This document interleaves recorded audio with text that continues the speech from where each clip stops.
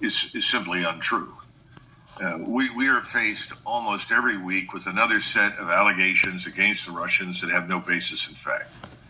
He's part of the globalist triumvirate that I call the Three Amigos, Starmer, Macron, and Merz, who have concluded that they have to keep this war against Russia going in order to stay in office.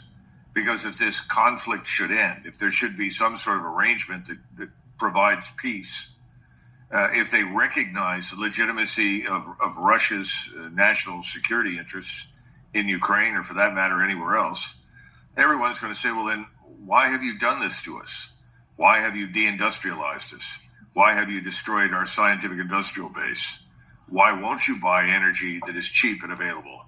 Why not trade with the Russians, or for that matter, the Chinese and everyone else? Are you suicidal? Because that's effectively what Merz and his colleagues that ruled Germany have turned out to be, suicidal. Their primary goal is not to harm Russia, but to destroy Germany, because they haven't done any real harm to Russia at all. That's the myth that we're dealing with. So I don't know what all of those specific instances are, but if you were to line them up and we were to go through them, I suspect 90% would be dismissed out of hand. And the other 10%, we'd have to say, well, we need to explore further. But are any of these justification for a war against another nation state, let alone Russia? And I think the answer is absolutely not. First of all, most of it's nonsense. And secondly, why would you want to push or put the survival of your nation at risk of extermination in a war that doesn't need to be fought? Well, the consequences for us are going to be very severe in any case. When this is over, and it will end, it's not going to go on forever. The Russians will dictate the terms that are ultimately accepted for the termination of this war. They will terminate it on their grounds. I have no doubt about that.